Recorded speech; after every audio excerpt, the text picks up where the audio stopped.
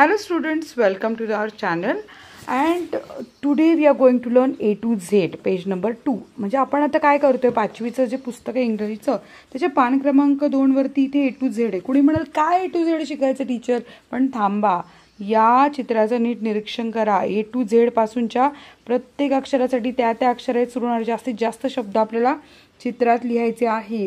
तुम्ही जो खूप बारकाईने बघितलं मला प्रत्येक गोष्ट दिसणार आहे. A to Z पासून सुरू होणारे सगळे शब्द आहेत. आपण खूप बारकाईने आता हे सगळ्याचं लेखन करायचं आहे. ओके, पण जर तुम्ही चॅनलला नवीन असाल तर पटापट चॅनलला सबस्क्राइब करा, बेल आयकन दाबा आणि व्हिडिओला लाईक करा जर खरंच आवडला तर. आता आपण इथे लिहूयात. हे बघा, तर A फॉर ॲपल दिसतोय तिथे, फ्रूट ऑन ट्री झाडावर आहे फळ. B for bus stop sign बोर्डवर चित्र आहे. C for black and white animal cow. D for dog. E for elephant. F for fruits. ते फ्रूट्स कुठे आहेत? बास्केटमध्ये त्या बाईच्या. G फॉर गोट. कुठे आहे ती गोट? स्टँडिंग इन फील्ड, शेतात आहे. H फॉर हॅट, आता माणसाच्या डोक्यावर आहे ती hat. I for ice cream, man selling cold food, तर माणूस विकतोय ना त्याच्याकडे आईस्क्रीम आहे. J फॉर जम्पर्स, ते पीपल स्टँडिंग इन लाईन, तर तिथे जम्पर दिसतील तुम्हाला. K for kite, flying in the sky, तर आकाशात बघा पतंग उडताना दिसतो का चित्रात. L फॉर लेडी फिंगर, ती ग्रीन लॉंग व्हेजिटेबल आहे.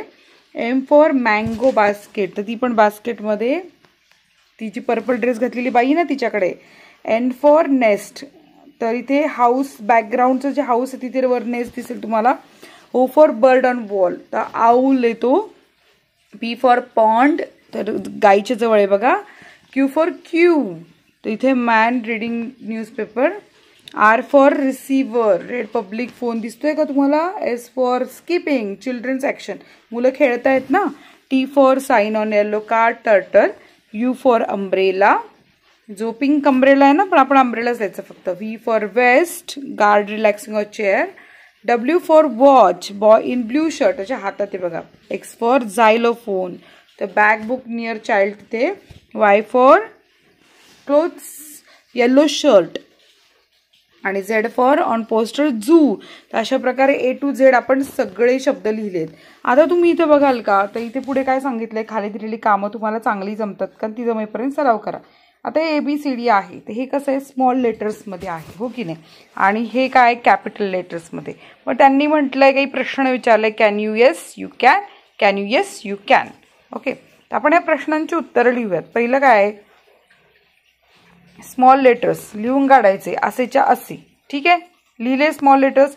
सेकंड क्वेश्चन आहे, write all the small letters on plain paper. Plain paper म्हणजे काय, कोऱ्या कागदावर सगळे शब्द. तर आपण असं समजूया की मुलांनी सगळे शब्द लिहिले.